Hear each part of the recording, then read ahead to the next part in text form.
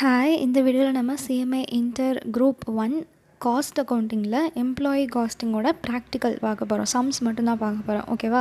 So ஒருத்தவங்க வந்து இந்த எம்ப்ளாயி காஸ்டிங்கோட சம்ஸ் போடுங்கன்னு கமெண்ட் பண்ணியிருந்தாங்க. அதனால் நான் இந்த வீடியோ வந்து போடுறேன். இதில் இருக்கிற தியரி வந்து நான் நடத்த போகிறது கிடையாது. ஆனால் அந்த சம்ஸ் வந்து புரியறதுக்கு சில தியரி நமக்கு தேவையாக இருக்கும் இல்லையா? அந்த தியரியை மட்டும் நான் என்னென்னு சொல்கிறேன். ஃபுல் தியரி நடத்தலை. அந்த சம்ஸ் போடுறதுக்கு உங்களுக்கு எது தேவைப்படுதோ அது மட்டும் நடத்துகிறேன். ஓகே? ஸோ லேபர் டர்ன் ஓவர்னு ஃபஸ்ட்டு இருக்கிற டாபிக். லேபர் டர்ன் ஓவரில் சம்ஸ் வந்து இருக்கும். அப்போ லேபர் டர்ன் ஓவர்னால் என்னன்னு தெரிஞ்சால் தானே அந்த சம்ஸ்லாம் போட முடியும். அதனால் இந்த தியரி மட்டும் பார்க்கலாம். ஸோ லேபர் டர்ன் ஓவர்னால் என்னென்னா, ஓவர் அ பீரியட் ஆஃப் டைமில் எத்தனை எம்ப்ளாயீஸ் அந்த கம்பெனியில் ஜாயின் பண்ணுறாங்க, எவ்வளோ பேர் லீவ் பண்ணுறாங்க அப்படிங்கிறது. இது ஸ்பெசிஃபிக் பாயிண்ட் ஆஃப் டைம் கிடையாது. Over a period of time. இப்போது நம்ம வந்து ஒரு வருஷம் ஃபுல்லாக அப்படிங்கிற மாதிரி எடுத்துக்கலாம். இன்றைக்கி எத்தனை எம்ப்ளாயி அப்படின்னா அது ஸ்பெசிஃபிக். இந்த டேட் அன்றைக்கி அப்படின்னா அது ஸ்பெசிஃபிக். இப்போ நம்ம பேலன்ஸ் ஷீட்லாம் எப்படி போடுவோம், ஆஸ் அட் 31st March அப்படி போடுவோம்ல, அப்போனா அது ஸ்பெசிஃபிக். ப்ராஃபிட் அண்ட் லாஸ் அக்கௌண்ட்னா ஃபார் த இயர் எண்டட் அப்படின்னா அந்த வருஷம் ஃபுல்லாக அப்படின்னு அர்த்தம்.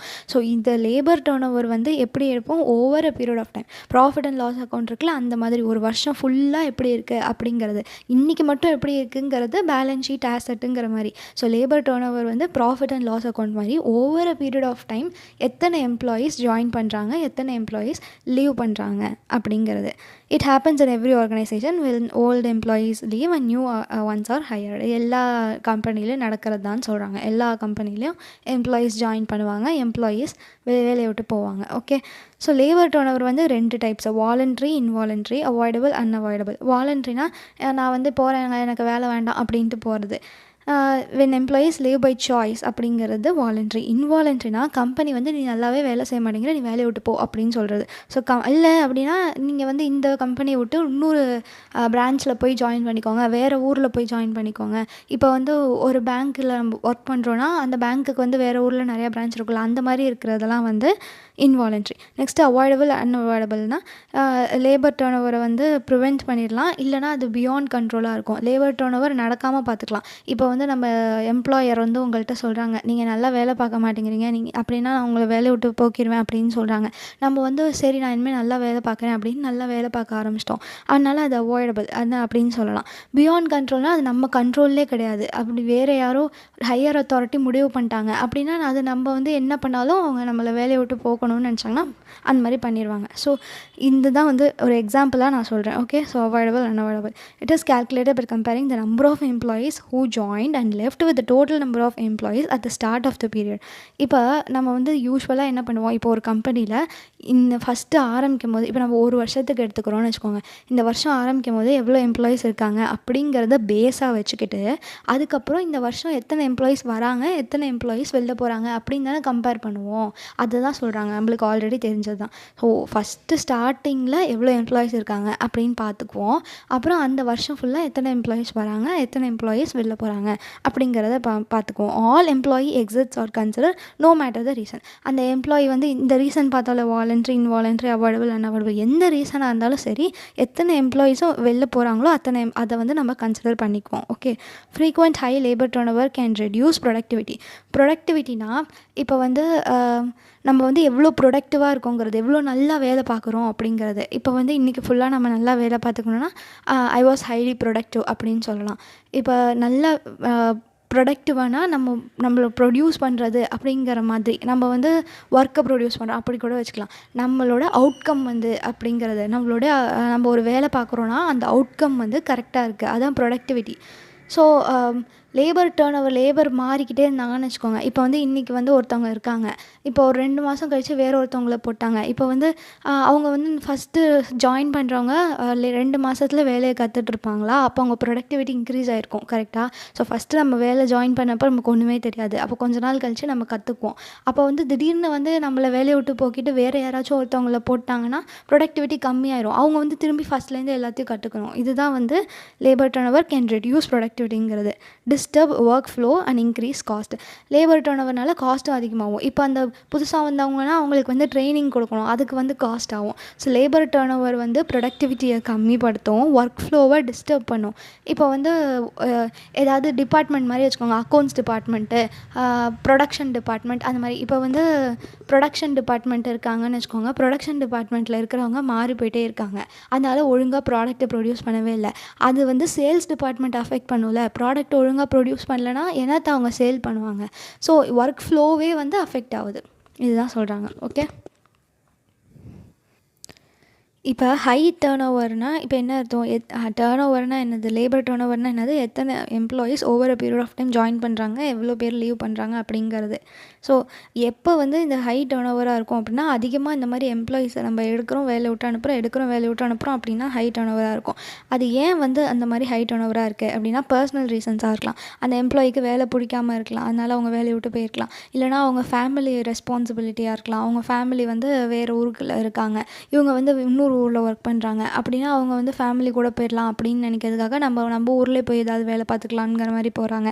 ஸோ இந்த மாதிரி பர்சனலாக என்ன வேணாலும் இருக்கலாம், இல்லை வந்து அவங்க செத்து போயிடலாம், இல்லைனா அவங்க ரிட்டையர்ட் ஆகிடலாம், இந்த மாதிரி இருக்கலாம். அன்அவாய்டபுள்னால் மேனேஜ்மெண்ட் வந்து இவங்களை வேலையை விட்டு வைக்கணும் அப்படிங்கிற ஒரு சூழ்நிலையில் மேனேஜ்மெண்ட் வந்து இருக்காங்க. இப்போ சீசனல் ட்ரேடு, அந்த ஸ்வெட்டர் பிஸ்னஸ் பண்ணுறவங்க, அவங்களாம் வந்து சம்மர் சீசன்லலாம் வந்து எம்ப்ளாயீஸ் எல்லாம் வேலையை விட்டு அனுப்பிடுவாங்க இல்லையா. ஸோ அந்த மாதிரி இருக்கலாம். இல்லைனா டிசிப்ளினரி ரீசன்ஸாக இருக்கலாம், ஏதாவது ஒரு ஒர்க்கில் வந்து ஏதாவது ப்ராப்ளம் வந்திருக்கலாம், அதனால் அவங்கள வேலையை விட்டு போங்கன்னு சொல்லியிருக்கலாம். ஸோ இந்த மாதிரி அன்அவாய்டபுளாக இருக்கலாம். நெக்ஸ்ட்டு அவாய்டபுள்னால் வந்து இப்போ வந்து ஏதாவது லோ பேயாக இருக்குதுன்னு வச்சுக்கோங்க, நம்ம ஒர்க் பண்ணுறதுக்கு சம்பளம் வந்து கரெக்டாக கொடுக்காம கம்மியாக தராங்க, ஆனால் ஒர்க்கை மட்டும் அதிகமாக வாங்கிக்கிறாங்க. அந்த மாதிரி இருந்ததுன்னா ஹை லேபர் டர்ன் ஓவராக இருக்கும்ல, அவங்க எம்ப்ளாயி வந்து வேலையை விட்டு போயிடுவாங்க. இந்த மாதிரி வந்து மேனேஜ்மெண்ட்டுக்கு புரிய வைக்கணும் அப்படிங்கிறதுக்காக. இப்போ நிறையா கம்பெனிஸில் ஸ்ட்ரைக்லாம் பண்ணுவாங்களே, நாங்கள் வந்து இன்றைக்கி வேலையை விட்டு போயிடுவோம், நாங்கள் இனிமேல் வரமாட்டோம் அப்படிங்கிற மாதிரிலாம் பண்ணாங்கன்னா அது வந்து மேனேஜ்மெண்ட் வந்து ஏதாவது மாறுவாங்களா அப்படிங்கிறதுக்காக. ஒர்க்கிங் கண்டிஷன்லாம் நல்லா இல்லை அந்த மாதிரி சொல்லி, இப்போ ஃபேக்ட்ரியிலலாம் வந்து நல்லாவே இல்லை அந்த மாதிரிலாம் சொல்லி ஒர்க் கண்டிஷன்ஸ் நல்லா இல்லை அப்படிங்கிற மாதிரி ஒர்க்கர்ஸ்லாம் ஸ்ட்ரைக் பண்ணுறாங்க. இல்லைனா வந்து ஒர்க்கர்ஸ்குள்ளேயே சண்டை போட்டுக்கிறாங்க, கூட ஒர்க் பண்ணவங்க கூட சண்டை போட்டுக்கிறாங்க, இல்லை சுப்பீரியர் கூட சண்டை போட்டுக்கிறாங்க. அப்புறம் ட்ரேட் யூனியன்லாம் இருக்கும்ல, அவங்களுக்குள்ள சண்டை, அந்த மாதிரிலாம் இருக்குது. அப்படிங்கிறது மேனேஜ்மெண்ட்டு ஒரு ரெமிடியல் மெஷர் எடுக்க வைக்கணும் அப்படிங்கிறதுக்காக பண்ணுறதெல்லாம் அவாய்டபுள்குள்ளே வரும். ஸோ இதுதான் நம்மளுக்கு இருக்கிற தியரி. ஸோ இதெல்லாம் தெரிஞ்சிருச்சுன்னா நீங்கள் வந்து இந்த ஃபார்முலாவை மட்டும் படிச்சிங்கன்னா இது சம் ஈஸியாக போட்டுடலாம். ஸோ ஒரு 4 மெத்தட் இருக்குது. Okay, additions method, separation method, replacement method, flux method அப்படிங்கிறது. ஸோ அடிஷன்ஸ் மெத்தடில் என்ன பண்ணுவோன்னா, எத்தனை எம்ப்ளாயீஸ் உள்ளே வராங்க அப்படிங்கிறது, புதுசாக ஜாயின் பண்ணுறது. நம்ம ஓவர் ஆஃப் பீரியட் ஆஃப் டைமில் புதுசாக ஜாயின் பண்ணுவாங்களே எம்ப்ளாயீஸ், அது எத்தனை எம்ப்ளாயீஸ் ஜாயின் பண்ணுறாங்க அப்படிங்கிறது வந்து அடிஷன்ஸ் மெத்தட். ஸோ நியூமரேட்டரில் என்ன போடுவோம், நம்பர் ஆஃப் அடிஷன்ஸ், கீழே average number of workers during the period. So நம்ம வந்து ஸ்டார்டிங்கில் இருக்கிற ஒர்க்கர்ஸ் வந்து இவ்வளோ இருக்காங்க அப்படின்னு வச்சுருக்கோம். இப்போ நம்ம ஒரு வருஷத்துக்கு எடுக்கிறோன்னா, இந்த வருஷத்தோட பிகினிங்கில் இவ்வளோ ஒர்க்கர்ஸ் இருக்காங்கன்னு வச்சுருக்கோம், இந்த வருஷத்தோட முடிவில் இவ்வளோ ஒர்க்கர்ஸ் இருக்காங்கன்னு வச்சுக்குவோம். அப்போ டினாமினேட்டரில் என்ன போடணும், அது ரெண்டுத்துக்கும் ஆவரேஜ் எடுத்து போடணும், ரெண்டுத்தையும் ஆட் பண்ணி டிவைடட் பை 2ன்னு போட்டு போடணும். புரியுதா? ஸோ இது என்ன, average number of workers during the பீரியட்னா இது வந்து நான் வேணால் ஃபார்முலா மாதிரி எழுதிடுறேன். பிகினிங்கில் இருக்கிறது, எண்டில் இருக்கிறது, டிவைடட் பை 2. ஓகே, செப்பரேஷன் மெத்தட்னால் எத்தனை பேர் வேலையை விட்டு வெளியில் போகிறாங்கங்கிறது, நம்பர் ஆஃப் செப்பரேஷன்ஸ். ஓகே, இதே தான் வரும் டினாமினேட்டரில், எல்லாத்துக்குமே வந்து அதே தான் வரும், ஆவரேஜ் எடுக்கணும். ஓகே, செப்பரேஷன்ஸ் மெத்தடில் நம்பர் ஆஃப் செப்பரேஷன் போடும், அடிஷன்ஸ் மெத்தடில் நம்பர் ஆஃப் அடிஷன்ஸ் போடும். ரீப்ளேஸ்மெண்ட், இப்போ இது புரியுதா? அடிஷன்ஸ்னால் எத்தனை பேர் உள்ளே வராங்கங்கிறது, செப்பரேஷன்னா எத்தனை பேர் வெளில போகிறாங்கங்கிறது.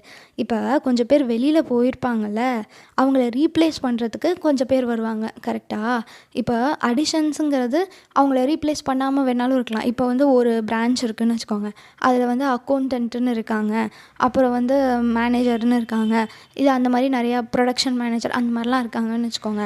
இப்போ ப்ரொடக்ஷன் மேனேஜர் வேலையை விட்டு போயிட்டாருன்னா, அந்த ப்ரொடக்ஷன் மேனேஜரை ரீப்ளேஸ் பண்ணுறதுக்கு ஒரு ப்ரொடக்ஷன் மேனேஜர் வருவார்ல, அதுதான் வந்து நம்பர் ஆஃப் ரீப்ளேஸ்மெண்ட்டுங்கிறது. இப்போ நம்பர் ஆஃப் அடிஷன்ஸும் நம்பர் ஆஃப் ரீப்ளேஸ்மெண்ட்டும் ஒன்றும் கிடையாது. ஓகே, இப்போ வந்து அக்கௌண்ட்ஸ் டிபார்ட்மெண்ட் இருக்குதுன்னு வச்சுக்கோங்க, அதில் வந்து ஆல்ரெடி ஆல்ரெடி 2 அக்கௌண்டன்ட் வந்து இருக்காங்க. ஒரு சீஃப் அக்கௌண்டன்ட், ஒரு சாதா அக்கௌண்டன்ட் அந்த மாதிரி இருக்காங்க. இப்போ ஒரு அசிஸ்டன்ட் அக்கௌண்டன்ட் இன்னொருத்தவங்கள சேர்க்குறாங்க. அப்போனா அது ரீப்ளேஸ்மெண்ட்டா அடிஷனா? அடிஷன் தானே. ஏன்னா இங்கே யாருமே போகலையே, யாருமே போய் அவங்கள ரீப்ளேஸ் பண்ணுறதுக்காக இன்னொருத்தர் வரலல்ல. ஸோ இது புரிஞ்சுக்கிட்டிங்கன்னா சம்ஸ் ஈஸியாக போட்டுடலாம். அடிஷன்ஸ் வேறு, செப்பரேஷன்ஸ் வேறு. அடிஷன்ஸ் வேறு, ரீப்ளேஸ்மெண்ட்டுங்கிறது வேறு.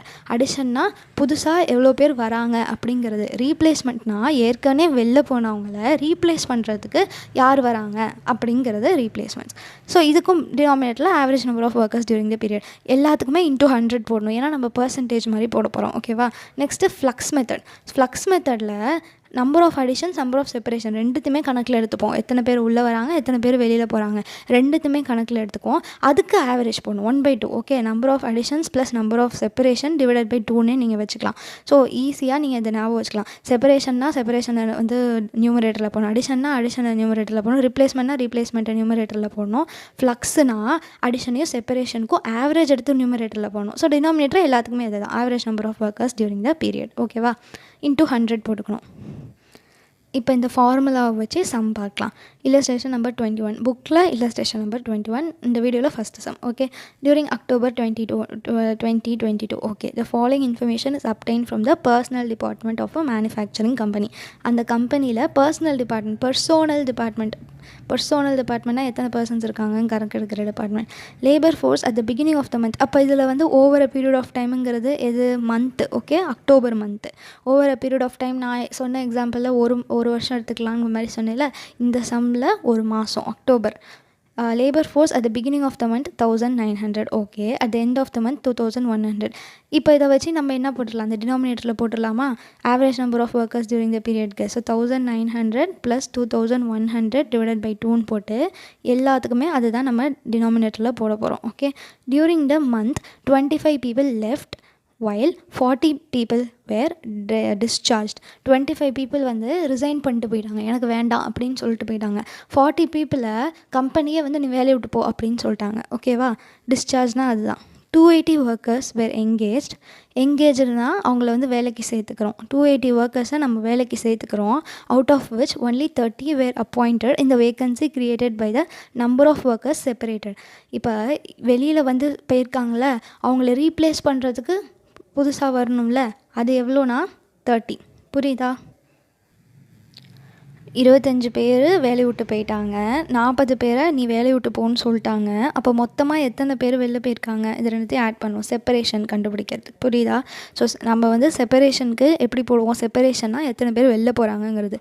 ஸோ எந்த ரீசனாக இருந்தாலும் சரி, அவங்க வெளில போனாங்கன்னா அது செப்பரேஷனில் தான் வரும். ஸோ 25 people வந்து அவங்களே ரிசைன் பண்ணிட்டாங்க, 40 people நீ வேலையை விட்டு போன்னு சொல்லிட்டாங்க. இப்போ இது ரெண்டுத்தையும் ஆட் பண்ணணும். 25 + 40 போட்டோன்னா 65 வரும்ல. அதுதான் வந்து number of separations.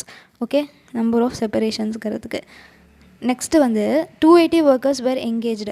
280 workers were engaged. இந்த 280யுமே வந்து அடிஷன்ஸில் வந்துடும். ஆனால் ரீப்ளேஸ்மெண்ட்ஸில் இந்த 30 தான் வரும். ஏன் அப்படின்னா where engage out of which only 30 where appointed இந்த vacancy created. So vacancy create ஆச்சுன்னா அதை நம்பர் ஆஃப் ஒர்க்கர்ஸ் செப்பரேட்டட் அப்படின்னா வேலையை விட்டு போகிறதுனால வேகன்சி ஆகுதுல்ல, அதுக்காக இன்னொருத்தவங்களும் அப்பாயிண்ட் பண்ணுறாங்க. அதுதான் ரீப்ளேஸ்மெண்ட்ஸ்ங்கிறது. ஸோ அந்த ரீப்ளேஸ்மெண்ட்ஸ் தான் வந்து 30. ஸோ 30ங்கிறது ரீப்ளேஸ்மெண்ட். இந்த rest on the account of expansion scheme. இந்த 280ல் 30 வந்து ரீப்ளேஸ்மெண்ட், மீதி வந்து எக்ஸ்பேன்ஷன் ஸ்கீம். இது நமக்கு தேவையில்லை. எக்ஸ்பேன்ஷனாக இருந்தால் என்ன, என்னவாக இருந்தால் என்ன. எக்ஸ்பேன்ஷன் நம்ம ஃபார்முலாவில் இருக்க போகிறது கிடையாது. ஸோ ரீப்ளேஸ்மெண்ட் என்னன்னு கண்டுபிடிச்சிட்டோம், அவ்வளோதான். Calculate the labour turn over by different methods. So நமக்கு என்ன மெத்தட் தெரியும்? 4 மெத்தட் தெரியும் நம்மளுக்கு. Separation method, addition method, flux method, அதுக்கப்புறம் இந்த மெத்தட் என்னது? Replacement method. ஸோ இப்போ நம்ம எல்லாமே என்னன்னு கொஸ்டினை படித்து கண்டுபிடிச்சிட்டோம். இப்போ நம்ம என்னான்னு கண்டுபிடிச்சிட்டோன்னா அப்படியே ஃபார்முலாவில் போட்டால் ஆன்சர் வந்துட போகுது. ஸோ இந்த கொஸ்டினில் ட்விஸ்ட்டு வந்து இந்த ரிப்ளேஸ்மெண்ட் என்னான்னு கண்டுபிடிக்கிறது மட்டும்தான். ஸோ அதுதான் நான் வந்து அந்த எக்ஸாம்பிள் மாதிரி சொன்னேன்ல, அந்த அக்கௌண்ட்ஸ் மேனேஜர் வந்து இருக்காங்க, அக்கௌண்டன்ட் வந்து இருக்காங்க அப்படின்னா இன்னொரு அக்கௌண்டன்ட் வந்தாங்க, ஏற்கனவே 2 அக்கௌண்டன்ட் இருக்காங்க, புதுசாக ஒரு அக்கௌண்டன்ட் வந்தாங்கன்னா அது ரிப்ளேஸ்மெண்ட் கிடையாது, அடிஷன். ஆனால் இப்போ ப்ரொடக்ஷன் மேனேஜர் இருக்காங்க, அந்த ப்ரொடக்ஷன் மேனேஜர் வேலையை விட்டு போயிட்டாங்கன்னா அவங்களுக்கு பதிலாக ஒரு ப்ரொடக்ஷன் மேனேஜர் அப்பாயிண்ட் பண்ணுவாங்களா, அதுதான் ரிப்ளேஸ்மெண்ட். இப்போ இந்த எக்ஸாம்பிள் நான் சொன்ன எக்ஸாம்பிளில் வந்து உங்களுக்கு புரிஞ்சிருச்சுன்னா இப்போ இது வந்து ஈஸி தானே. இதில் வந்து 30 வேர் அப்பாயிண்டட், இந்த vacancy created by the number of workers separated. எத்தனை ஒர்க்கர்ஸ் வெளில போகிறாங்களோ அவங்கள வேக்கன்சி இருக்குல்ல, அந்த வேக்கன்சியை ஃபில் பண்ணுறதுக்காக, ரீப்ளேஸ் பண்ணுறதுக்காக அப்பாயிண்ட் பண்ணியிருக்காங்க. அப்போனா அது ரிப்ளேஸ்மெண்ட், அவ்வளோதான். இப்போ வந்து ஃபார்முலாவில் போட்டிங்கன்னா வந்துடும். ஸோ அடிஷன்ஸ் வந்து 280 எங்கே வந்தது, இங்கே இருக்குது 280.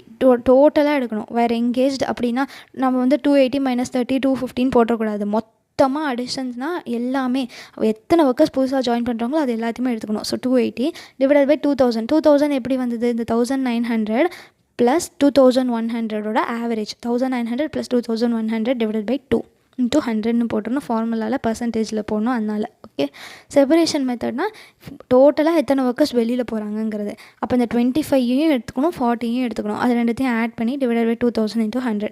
ரிப்ளேஸ்மெண்ட் மெத்தட் தான் நம்ம இப்போ கண்டுபிடிச்சோம் 13, அந்த 30யை போட்டுருவோம். இப்போ ஃப்ளக்ஸ் மெத்தட்னால் என்னது, அடிஷன்ஸையும் செப்பரேஷன்ஸையும் ஆவரேஜ் எடுத்து நியூமரேட்டரில் போடணும்.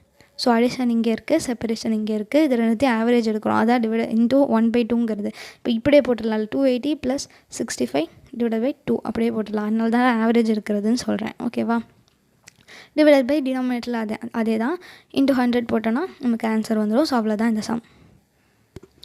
இதில் வந்து இப்படி கீழே வந்து ஒர்க்கிங் நோட் மாதிரி போட்டு இப்படி கொடுத்துருக்காங்க. ஆனால் நீங்கள் இந்த மாதிரி போடணுன்ட்டு அவசியம் இல்லை. இங்கேயே அப்படியே 1900 + 2100 டிவைடட் பை 2 அப்படின்னு போட்டு இங்கே அப்படி 2000 அப்படிங்கிற மாதிரி ஈக்குவல் டு 280 டிவைடட் பை 2000 அப்படின்னு வேணாலும் போட்டுடலாம். ஓகேவா, ஸோ அவ்வளோதான் அந்த சம். இப்போ நெக்ஸ்ட் சம் இல்லஸ்ட்ரேஷன் 22, அதுவும் அதே மாதிரி தான். ஓகேவா, இந்த extracts from the payroll of Miss Maheswari bros அப்படின்னு ஒரு கம்பெனி இருக்குது, மெசஸ் மகேஸ்வரி ப்ரோஸ் அப்படின்ட்டு. Number of employees at the beginning of 2022, அந்த over of period of time இருக்குல்ல, அது வந்து இந்த சம்மில் வந்து இயர் 2022ங்கிறது. பிகினிங் வந்து 150, number of employees at the end வந்து 200. அப்போ அது ரெண்டுத்துக்கும் நம்ம ஆவரேஜ் எடுத்து டினாமினேட்டரில் வந்து போடணும். ஸோ 150 + 200 டிவைடட் பை 2 அப்படின்ட்டு. ஸோ 150 + 200 டிவைடட் பை 2 போட்டோன்னா 175 வரும். அதுதான் நம்ம டினாமினேட்டரில் போடுவோம். நம்பர் ஆஃப் எம்ப்ளாயிஸ் ரிசைன்டுனா நான் வேலை வேணான்னு அவங்களே சொல்லிட்டு போகிறது. டிஸ்சார்ஜ்னால் நீ வேலையை விட்டு போகணும் கம்பெனி வந்து சொல்கிறது. ஸோ இதை ரெண்டுத்தையும் சேர்த்தா நமக்கு என்ன கிடைக்கும், நம்ம எத்தனை பேர் வெளியில் போகிறாங்கங்கிறது கிடைக்கும். அது என்னான்னு சொல்லுவோம், செப்பரேஷன் சொல்லுவோம். ஸோ செப்பரேஷன் வந்து எவ்வளோ, இது ரெண்டுத்தையும் ஆட் பண்ணால் வருது. So 25. Number of employees replaced, அவங்களே சொல்லிட்டாங்க replaced due to resignation and discharge. So discharge ஆகிட்டாங்கன்னா ஹாஸ்பிட்டல் விட்டு டிஸ்சார்ஜ் ஆகிட்டாங்கன்னா நீ வேலையை விட்டு போ அப்படின்னு அவங்க சொல்கிறதுனால அவங்க வேலையை விட்டு போயிட்டாங்க. அது வந்து 5. ரிசைன் பண்ணது 20. அப்போ மொத்தமாக எவ்வளோ வேக்கன்சி இருக்குது, இப்போ 25 வேக்கன்சி இருக்குது. அந்த 25 வேக்கன்சியை ஃபில் பண்ணுறதுக்கு புதுசாக வருவாங்களே, அந்த புதுசாக வந்தது எவ்வளோனா 20 பேர். ஸோ ரீப்ளேஸ்மெண்ட்ஸ் வெறும் 20 பேர் மட்டும்தான், அவ்வளோதான். Calculate the labour turn over rate for the factory by different methods. இப்போ இதில் அடிஷன் ஏதாவது கொடுத்துருக்காங்களா, கொடுக்கல. இப்போ போன சம்மில் வந்து மொத்தமாக அடிஷன் அப்படிங்கிற மாதிரி கொடுத்துட்டு அதில் வந்து ரிப்ளேஸ்மெண்ட்க்கு 30 பேர் வந்திருக்காங்க, எக்ஸ்பேன்ஷனுக்கு மீதி பேர் வந்திருக்காங்கன்னு கொடுத்துருந்தாங்க. ஆனால் இந்த சம்மில் வந்து அந்த மாதிரி கொடுக்கல, ரீப்ளேஸ்மெண்ட் மட்டும்தான் கொடுத்துருக்காங்க, அடிஷனே கொடுக்கல. அப்புறம் எப்படி நம்ம அடிஷன் மெத்தடில் போடுவோம், அதனால் அடிஷன் மெத்தடே போட வேண்டாம். ஸோ மீதி 3 மெத்தட் மட்டும் போட்டால் போதும். செப்பரேஷன் மெத்தடுக்கு வந்து இந்த செப்பரேஷன் 25, இந்த 20 5ஐயும் ஆட் பண்ணால் 25 டிவைடட் பை இந்த ஆவரேஜ் எடுத்து 175. ஸோ இங்கே 175 வரும். இன்ட்டு 100 போட்டோன்னா இந்த இது கிடச்சிரும், 14.29 கிடச்சிரும். இப்போ ரீப்ளேஸ்மெண்ட் மெத்தடுக்கு இந்த 20 டேரெக்டாக அவங்களே கொடுத்துட்டாங்க. ஸோ அந்த 20 டிவைடட் பை அந்த ஆவரேஜ் எடுத்து போடுறது வந்துடும். ஃப்ளக்ஸ் மெத்தடுக்கு என்ன பண்ணுவோம், செப்பரேஷனையும் அடிஷனையும் எடுப்போம். ஆனால் வந்து இந்த சம்மில் அடிஷன் இல்லை, அதனால் மொத்த அடிஷனுமே ரீப்ளேஸ்மெண்ட் மட்டும்தான். கரெக்டாக? ஸோ அடிஷனில் ஒரு பங்கு தானே, இப்போ அடிஷன் இருக்குது மொத்தமாக, அதில் ஒரு பங்கு தான் ரீப்ளேஸ்மெண்ட்டு. ஸோ அது இதில் வந்து ரீப்ளேஸ்மெண்ட் மட்டும்தான் கொடுத்துருக்காங்க. அப்போனா அந்த அடிஷனே ரீப்ளேஸ்மெண்ட் தான். புரியுதா நான் சொல்கிறது? ஸோ அந்த 20 தான் வரும். ஓகே, ஸோ அடிஷனுங்கிறது மொத்தமாக இருக்கிறதுங்கிறது, மொத்தமாக எத்தனை பேர் உள்ளே வந்திருக்காங்கங்கிறது. அதில் சில பேர் வந்து ரீப்ளேஸ்மெண்ட்னால வந்திருப்பாங்க, சில பேர் வந்து இப்போ அந்த அக்கௌண்ட்ஸ் இருக்க சொன்னேன்ல, இன்னொன்று எக்ஸ்ட்ராவாக ஒரு அக்கௌண்டன்ட் வராருங்கிறது, அந்த மாதிரி எக்ஸ்ட்ராவாக வேணாலும் வருவாங்க. ஸோ இதில் வந்து இந்த எக்ஸ்ட்ராவாக வருவாங்கங்கிற மாதிரி எதுவுமே கொடுக்கல, ரீப்ளேஸ்மெண்ட் மட்டும் தான் கொடுத்துருக்காங்க. ஸோ இந்த மொத்த அடிஷனுமே வந்து இந்த ரீப்ளேஸ்மெண்ட் மட்டும்தான். Okay, next illustration number 23. The management of XYZ Limited is worried about increasing labor turnover in the factory, and before analyzing the causes and taking remedial steps, they want to have an idea of the profit foregone as a result of labor turnover. நம்மளோட company இருக்குது, ஓகேவா, அவங்களோட labour turnover வந்து அதிகமாக இருக்குது. அதனால நம்ம வந்து லேபர் டர்னோவரை கம்மிப்படுத்தணும்ல. ஸோ நிறைய பேர் வேலையை விட்டு போயிட்டு நிறைய பேர் ஜாயின் பண்ணிட்டே இருந்தாங்க அப்படின்னா நல்லா ஒர்க் ஆகாது, கரெக்டாக. அதனால் அவங்க ரெமிடியல் ஸ்டெப்ஸ், அதை எப்படி கரெக்ட் பண்ணுறது அப்படிங்கிறதுக்கு ஸ்டெப் எடுக்கணும்னு நினைக்கிறாங்க. ஆனால் வந்து அதை எடுக்கிறதுக்கு முன்னாடி எவ்வளோ ப்ராஃபிட் வந்து சாக்ரிஃபைஸ் ஆகிருக்கு, ஃபோர்கான்னா எவ்வளோ ப்ராஃபிட் நம்மளால் ஏர்ன் பண்ண முடியல. ஸோ லேபர் டர்னோவர் இல்லைனா இவ்வளோ ப்ராஃபிட் ஏர்ன் பண்ணியிருக்கலாம், ஆனால் லேபர் டர்னோவர் இருக்கிறதுனால இவ்வளோ ப்ராஃபிட் வந்து நம்ம சாக்ரிஃபைஸ் பண்ணியிருக்கோம் அப்படிங்கிறது தான் ஃபோர்கான். ஓகே, நெக்ஸ்ட்டு வந்து last year sales amounted to 83,03,300 அப்படின்னு கொடுத்துருக்காங்களா. ஸோ நம்ம என்ன கொடுத்துருக்காங்களோ அதை எழுதிடுவோமா. சேல்ஸ் வந்து rupees 83,03,300. அந்த ப்ராஃபிட் வால்யூம் ரேஷியோ வாஸ் 20% அப்படின்னு கொடுத்துருக்காங்க. ஸோ நீங்கள் மார்ஜினல் காஸ்டிங் படிச்சிருந்தீங்க அப்படின்னா இது உங்களுக்கு ஈஸியாக புரியும். PV ratio, so PV ratio வந்து எவ்வளோ கொடுத்துருக்காங்க, பிவி ரேஷியோ வந்து 20%. ஸோ பிவி ரேஷியோ வந்து எப்படி வரும் அப்படின்னா contribution by sales into 100. So PV ratio வந்து கான்ட்ரிபியூஷன் பை சேல்ஸ் இன்ட்டு 100, அதுதான் வந்து இந்த 20%. ஸோ நமக்கு சேல்ஸ் தெரியும், பிவி ரேஷியோ தெரியும், அதை வச்சு நம்ம கான்ட்ரிபியூஷனை கண்டுபிடிச்சிடலாமா. நான் சொல்கிறது புரியுதா. ஸோ பிவி ரேஷியோட ஃபார்முலா வந்து கான்ட்ரிபியூஷன் பை சேல்ஸ் இன்ட்டு 100. இதை வச்சு நம்ம கான்ட்ரிபியூஷன் எவ்வளோன்னு கண்டுபிடிக்க போகிறோம். So contribution is equal to sales into PV ratio. Sales வந்து எவ்வளோ, சேல்ஸ் வந்து 83,03,300 இன்ட்டு 20% போட்டோன்னா 16,60,660 வந்து கிடைக்கும். ஓகே, ஸோ நம்ம வந்து பிவி ரேஷியோவே சேல்ஸையும் வச்சு கான்ட்ரிபியூஷன் கண்டுபிடிச்சிட்டோம். Next the total number of actual hours worked by the direct labour force was 4.45 lakhs. So actual hours வந்து எவ்வளோ ஒர்க் பண்ணியிருக்காங்க, ஸோ லேபரர்ஸ்லாம் ஆக்சுவல் ஹார்ஸ் வந்து எவ்வளோ ஒர்க் பண்ணியிருக்காங்க அப்படின்னு கொடுத்துருக்காங்க. அதுதான் வந்து 4.45 lakhs is equal to 4.45 lakhs. அவ்வளோ மணி நேரம் அவங்க ஒர்க் பண்ணியிருக்காங்க. Okay, as a result of the delays by the personnel department in filling vacancies due to labor turnover, 1 lakh potential productive hours were lost அப்படின்னு சொல்லியிருக்காங்க. அப்படின்னா என்னென்னா, இப்போ வந்து வேக்கன்சி க்ரியேட் ஆகல லேபர் டர்னோவர்னால, அந்த வேக்கன்சியை பர்சனல் டிபார்ட்மெண்ட்னா ஹியூமன் ரிசோர்ஸ் டிபார்ட்மெண்ட் வந்து சீக்கிரமாக ஃபில் பண்ணாமல் லேட்டாக ஃபில் பண்ணியிருக்காங்க. அதனால் 1,00,000 ப்ரொடக்டிவ் ஹவர்ஸ் வந்து லாஸ்ட் ஆயிடுச்சு. 1,00,000 ஹவர்ஸ் வந்து லாஸ்ட் ஆயிடுச்சு. ஸோ ப்ரொடக்டிவ் ஹவர்ஸ்னால் ஒர்க் பண்ணுற ஹவர்ஸ், இப்போ டீ காஃபி குடிக்கிறது, லஞ்சு சாப்பிட்றது அந்த மாதிரி இல்லாமல் ஆக்சுவலாக ஒர்க் பண்ணுறது. இப்போ ஆஃபீஸ் வந்து 8 மணி நேரம் இருக்குன்னா அவங்க 8 மணி நேரமும் ஒர்க் பண்ண மாட்டாங்கல்ல, லஞ்சு காலைல ஒரு பிரேக் சாயங்காலம் ஒரு பிரேக் அந்த மாதிரிலாம் இருக்கும்ல. ஸோ அதெல்லாம் எடுத்துகிட்டு நம்ம ஆக்சுவலாக எவ்வளோ ஹார்ஸ் ஒர்க் பண்ணுறோம் அப்படிங்கிறது தான் productive hours. So 1 lakh productive hours வந்து லாஸ்ட் ஆயிடுச்சு. ஓகே, ஸோ நம்ம வந்து இங்கே எங்கேயாவது ஓரமாக எழுதி வச்சுக்கலாம், தேவைப்படுறப்ப யூஸ் பண்ணிக்கலாம். லாஸ்ட் ஹார்ஸ் வந்து 1,00,000. ஓகே, நெக்ஸ்ட் என்ன கொடுத்துருக்காங்க, the actual direct labor has included 30,000 hours attributable to training new recruits. இந்த ஆக்சுவல் ஹார்ஸ் இருக்குல்ல, இந்த 4.45 lakhs, இதில் வந்து 30,000 வந்து புதுசாக வேலைக்கு எடுத்தவங்கள ட்ரெயின் பண்ணுறது. ஸோ புதுசாக நம்ம வேலைக்கு எடுத்தோன்னா அவங்கள ட்ரெயின் பண்ணிட்டு தானே வேலை வாங்குவோம். அதுக்காக நம்ம 30,000 மணி நேரம் செலவு பண்ணியிருக்கோம். Okay, out of which half of the hours were unproductive. இதில் வந்து பாதி வந்து அன்ப்ரொடக்டிவ்னா அது வந்து அவங்க ட்ரெயினே பண்ணல, அப்போ வந்து வேறு ஏதாச்சும் பண்ணிட்டு இருந்திருப்பாங்க. ஸோ அதுதான் அன்ப்ரொடக்டிவ். ஸோ மொத்தமாக 30,000 ஹார்ஸ் வந்து ட்ரெயின் பண்ணுறதுக்கு இருக்குது. அதில் 15,000 ஹார்ஸ் வந்து அன்ப்ரொடக்டிவ். அப்போ அந்த 15,000 நம்ம மைனஸ் பண்ணிடலாமா. மொத்தமாக 4.45 lakhs இருக்குல்ல, அதில் வந்து அன்ப்ரொடக்டிவ் வந்து எவ்வளோ, அன்ப்ரொடக்டிவ் வந்து 15,000. ஸோ அந்த 15,000 நம்ம மைனஸ் பண்ணோம் அப்படின்னா 4,30,000 கிடைக்குமா. 4,30,000 ஹார்ஸு, இதுதான் வந்து ப்ரொடக்டிவாக இருக்கிற ஹார்ஸு. ப்ரொடக்டிவ். இப்போ நம்ம என்ன கண்டுபிடிக்கணும், எவ்வளோ ப்ராஃபிட் வந்து நம்ம சாக்ரிஃபைஸ் பண்ணியிருக்கோம், ஏர்ன் பண்ணாமல் போயிட்டோம், ஃபோர்கான், அதை தானே கண்டுபிடிக்கணும். ஸோ நமக்கு ப்ரொடக்டிவ் ஹார்ஸ் எவ்வளோங்கிறது தெரியும், நம்மளுக்கு கான்ட்ரிபியூஷன் எவ்வளோ அப்படிங்கிறது தெரியும். ஸோ கான்ட்ரிபியூஷனை வந்து கண்டுபிடிச்சிட்டு, ஸோ இந்த ஹவர்ஸ் வந்து லாஸ்ட் ஆகிருக்கு லேபர் டர்ன் ஓவர்னால, ஸோ ப்ரொடக்டிவாக இருக்கிறப்ப எவ்வளோ கான்ட்ரிபியூஷன் இருக்குது அப்படிங்கிறது நமக்கு தெரியும். அப்போ லாஸ்ட்டான லேபர் ஹார்ஸ் அப்போ எவ்வளோ கான்ட்ரிபியூஷன் இருக்கும் அப்படிங்கிறத நம்ம கண்டுபிடிக்கணும். புரியுதா நான் சொல்கிறது? ஸோ 4,30,000 ஹார்ஸ் வந்து ப்ரொடக்டிவாக இருக்கிறது. ஓகே, இப்போ இதில் வந்து அப்போ கான்ட்ரிபியூஷன் வந்து நமக்கு எவ்வளோ வருது, 16,60,660 வந்து வருது. கரெக்டாக? ஆனால் எவ்வளோ ஹார்ஸ் நம்ம லாஸ்ட் ஆகிருக்குன்னு சொல்லியிருந்தாங்க கொஸ்டினில், 1,00,000. அப்போ 1,00,000 ஹார்ஸ் இருந்ததுன்னா எவ்வளோ கான்ட்ரிபியூஷன் வரும் அப்படிங்கிறது தான் கான்ட்ரிபியூஷன் ஃபோர்கான் அப்படின்னு சொல்கிறது. கான்ட்ரிபியூஷன் ஃபோர்கான் நான் கொஞ்சம் ஷார்ட்டாக எழுதுகிறேன், ஓகேவா? ஸோ கான்ட்ரிபியூஷன் ஃபோர்கான் எப்படி கண்டுபிடிக்கணும்னா, ஹார்ஸு கான்ட்ரிபியூஷன் நீங்கள் அப்படியே ஃபார்முலா மாதிரி போட்டு மல்டிபிள் பண்ணி போட்டுடலாம். ஆனால் இப்படி போட்டால் கொஞ்சம் ஈஸியாக இருக்கும், அதனால தான் சொல்கிறேன்.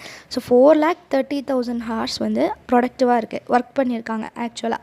அப்போ கான்ட்ரிபியூஷன் எவ்வளோ இருக்குன்னா 16,60,660. 660. இப்போ வந்து எவ்வளோ ஹார்ஸ் வந்து லாஸ் ஆகிருக்கு, 1,00,000. இப்போ இந்த கான்ட்ரிபியூஷன் தான் கான்ட்ரிபியூஷன் ஃபோர்கான். அது எப்படி கண்டுபிடிக்கிறது, கிராஸ் மல்டிப்ளை பண்ணுங்கள். ஸோ இதை எப்படி போடலான்னா 16,60,660 டிவைடட் பை 4,30,000 இன்ட்டு 1,00,000. புரியுதா? இதையும் மல்டிபிள் பண்ணணும், இதையும் மல்டிபிள் பண்ணணும், அப்போ இது கிடைக்கும்ல.